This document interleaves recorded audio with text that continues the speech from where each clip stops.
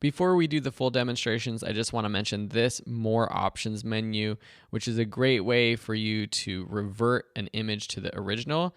And you also have the keyboard shortcuts next to it. So we know that if you press backslash, you can see the original, but to actually revert it, you can do Shift R or just click that button. Undoing that to get back your edits by doing Control Z on a PC or Command Z on a Mac. You can also see the histogram of this photo, which is awesome for any photo. You know how a histogram works if you've watched this entire class. You've got your blacks on the left, the highlights and the whites on the right. So this image has a lot of darks. This image, on the other hand, has more highlights. This one definitely has a lot more highlights. This one's a little bit darker. This one's definitely very dark. And this is a good idea to have this up while you are actually editing, especially the overall exposure.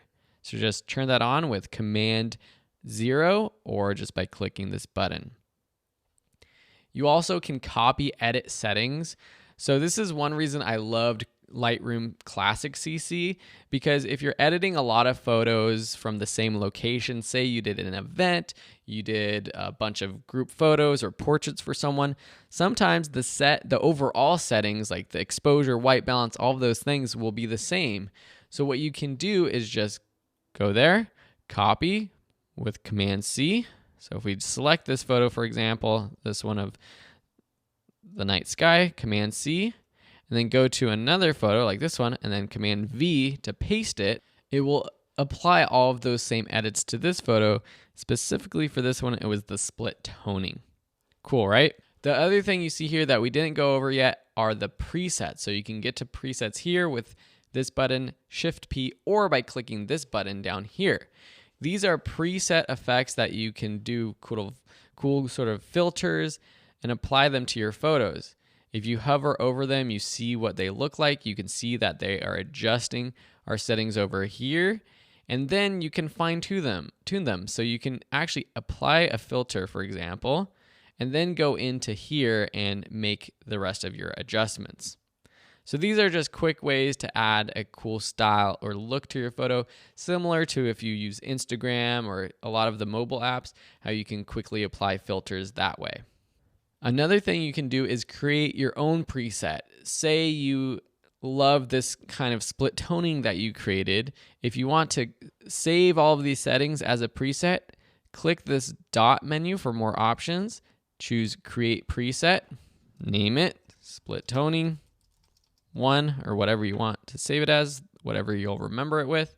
And now you have under Presets, User Presets, including this one. So now if we go to this image, for example, we can add our split toning and it resets everything and applies the same effects that we saved in that preset. If you ever download someone else's presets, you can install them. Just go to this button, choose Open Presets folder, User Presets, and then you should download the file. It's a .lightroom template file, and just paste it into this folder. So that's something you may purchase online, or you see a lot of YouTubers and other people giving away presets, and you put them right there in that folder, and they should appear under your user presets. Using presets is a great way to speed up your workflow, especially if you're becoming a professional photographer and doing things like events and portrait photography.